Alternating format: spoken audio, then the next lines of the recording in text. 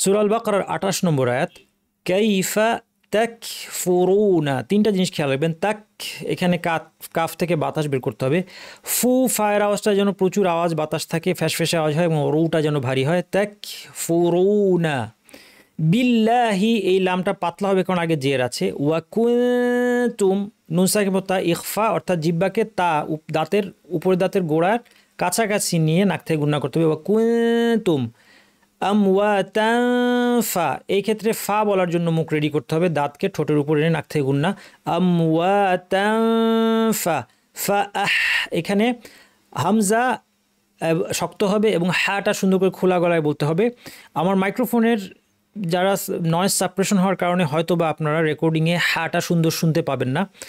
ফা আহইয়াকুম সুম্মা, এখানে মিমের উপর তাসদিদ আছে, লম্বা গুণনা হবে। ইউমি তুকুম বলার সময় ইউটাকে কমপ্লিট করতে হবে, অনেকে ইউটা ছোট করে ফেলেন।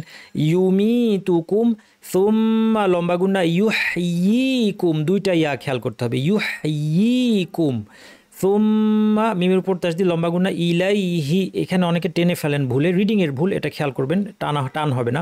ইলাইহি তু, সাথে সাথে তু চলে আসবে। ইলাইহি তুর রটা ভারী হবে। তুরজাউন, ওয়াওয়ের পরে নুন জবর আছে, আমরা নুন সাকিন দিয়ে যদি থামি, স্বাভাবিকভাবে এক আলিফ ছিল, কিন্তু নুন সাকিন দিয়ে থামার কারণে এটা 1 2 3 আলিফ পর্যন্ত করা যাবে, মাদ আরিদ বলা হয়। আমরা 2 আলিফ টেমে থামবো ইনশাল্লাহ। পুরোটা আমরা পড়ি একসাথে।